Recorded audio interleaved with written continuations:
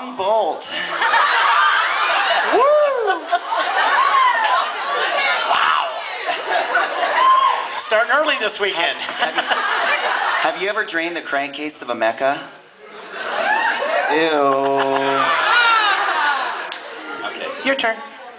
How about right here? I have a very awesome question that you guys You have a very awesome voice, too. I want to ask you guys to kind of train me that really. Could we train you to be an awesome voice actor? Wow. Well, if we have time after this, sure. Steve's free the rest of the evening. I got nothing. You guys, you know what? That's a really great... Let's get serious for 1 second, because I know there are a lot of people in the room that would love to get into voice acting. In fact, we're not going to get to all of the questions, but often many of the questions are, how did you get into this business, and how can I get into this business? So let me just tell you real quick, you guys, there are really two things about voice acting, okay? The first one is acting. That's the real key to voice acting. You guys remember the days when American dubs were really bad? I mean, way back, even before some of you were born. They were really bad. You know why? I don't know if this is what I heard. Hold on. Shh, silence. I heard that way back when they were dubbing anime into English, they would get radio guys to do the dubs, because radio guy is on the microphone and they know how to work a microphone. And so they would hire these radio guys, but the radio guys weren't actors. And so while they had these great voices, the acting and the stories fell a little flat because they weren't actors.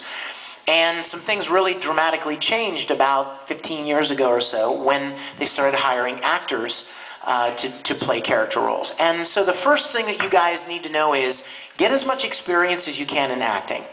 There are very, very few exceptions. There are a few, but very few exceptions.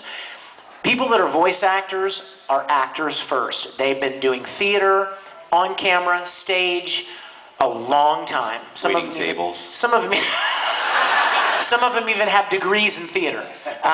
So acting is the first thing. And the second thing is you got to be where the work is.